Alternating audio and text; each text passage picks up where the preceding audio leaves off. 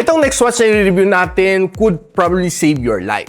Ba't ko nga ba nasabi yun? This one has BP monitoring, ABPM monitoring, or we call the ambulatory blood pressure monitoring. It's scientifically tested, by the way. It can track your ECG, meron din siyang sleep monitoring or sleep apnea tracking, pulse wave arrhythmia, and arterial stiffness. Lahat kayang-kaya niya i-measure dito. Plus more. Ano tingin mo? Do you need one of this? Don't go away after this quick intro.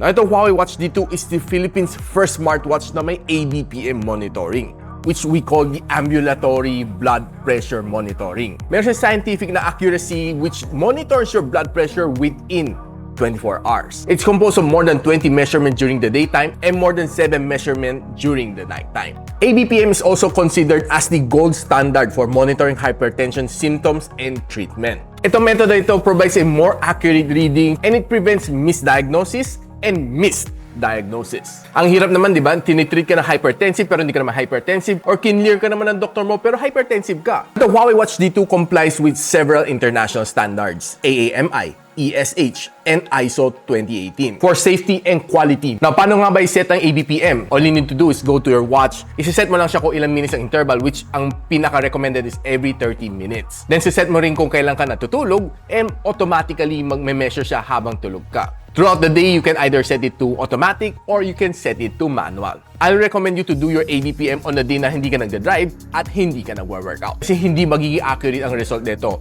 And delikado rin mag-measure habang nagda-drive ka. Nakaka-irritate din kasi biglang nagda-drive ka sa highway, bigla siyang tutunog na, mag-measure ka na. Nakakatakot naman, ma-aksidente, di ba? So, i-time mo properly ang iyong ABPM. So, lahat ng iyong data, matatrack mo sa inyong Huawei Health App. It is recorded in order para matrack mo na maayos. And kung kailangan ng doktor mo ng record, you can just screenshot and bigay mo ng scans via Viber or email. So, ganun na tayo ka-high-tech ngayon eh. So, why not make good use of it?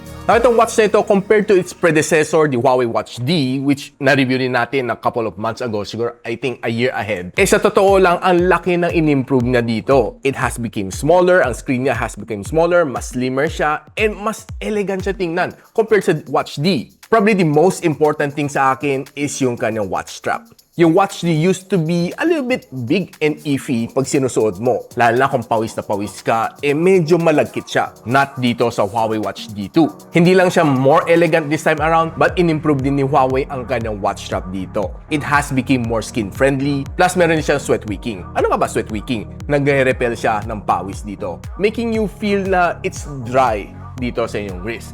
Parang mga dry fit na damit lang. Ganun ang feeling. Now, syempre, one of the most important thing to do is to connect it to your Huawei Health App. Dito, mamomonitor mo lahat ng iyong activities, lahat ng mga iyong health stats, nandito lang. At a single glance, makikita mo lahat dito. Gusto mo tingnan yung BP, ECG, stress monitoring, blood oxygen level, pulse arrhythmia, plus yung arterial stiffness, lahat, makikita mo lahat dito. Probably one of the most important talaga dito is BP monitoring. Yan talaga masasabi ko sa inyo kasi ang daming mga tao na high blood, hindi nila alam na high blood sila. Ayun guys, pinapaalala na ako mag-measure muna. Tara, measure muna ako. So kung mag-measure kayo, all you need to do is just press itong start niya. Okay? Ganito ka lang. Just sit properly and relax ka lang. So, mafe-feel mo, parang sumisikip yung wrist mo, no? Yun yung airbag niya na lumolobo para i-measure yung blood pressure. Just stay still.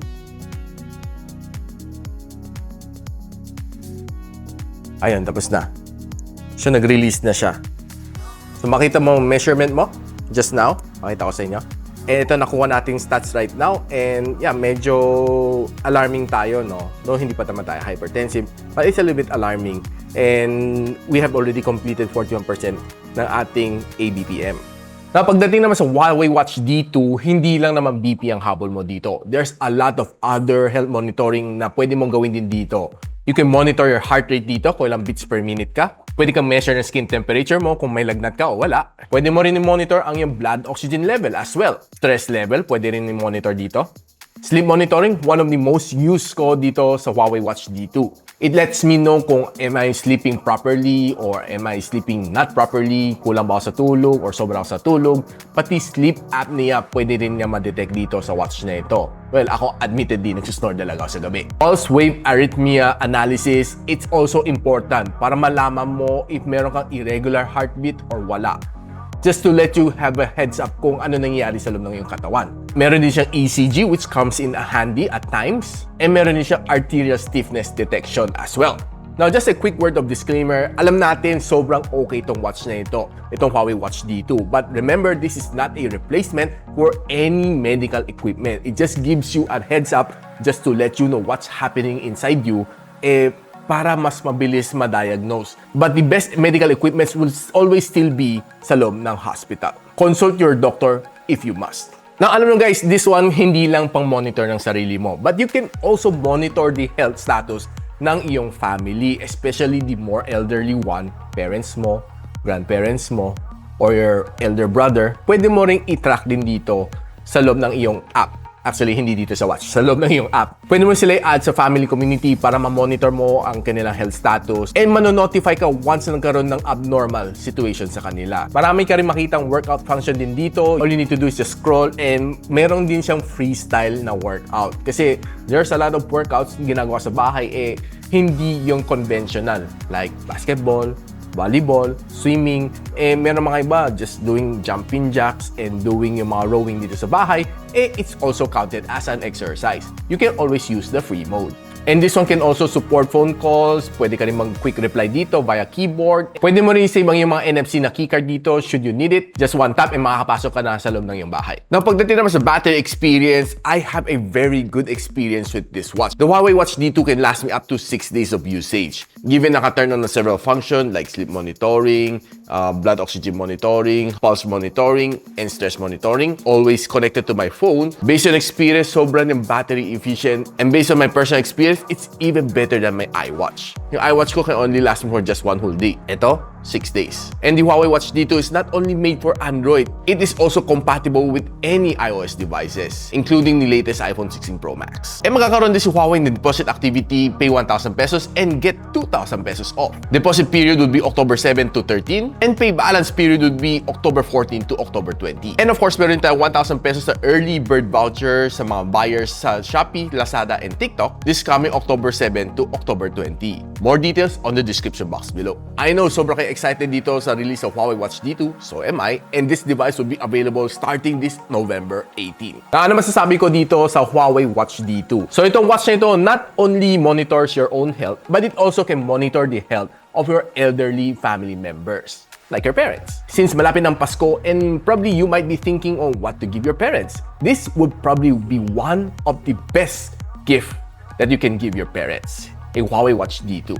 Trust me, kasi health is wealth, kasi you cannot replace your health. But with this, something like this to be able to help monitor them and keep them healthy, it means a lot. So you can consider buying one of these and I'll be linking it on the description box below. So guys, if you find this video helpful and alam nyo na there's somebody who might need a Huawei Watch D2 to help them keep themselves fit or maybe to monitor their BP or more, don't forget to share this video to them. And of course, don't forget to subscribe then for more videos like this one. I'll see you on the next one. And so, ako para si Richmond and you're watching Gadget Sidekick. What's up? Like and subscribe to my channel. Don't forget to hit that notification bell. For one of my latest uploads, click the dito. And for one of my popular uploads, click here.